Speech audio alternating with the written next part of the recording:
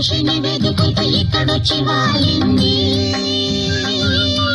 కలగాని కల ఏదో కళ్ళెదుటే నిలిచింది. అది నీలో మమతను నిద్దురలేపింది. అరే ఏమైంది, ఒక మనసుకు రెక్కలొచ్చు ఎక్కడికో ఎగిరింది. అది ఏమైంది,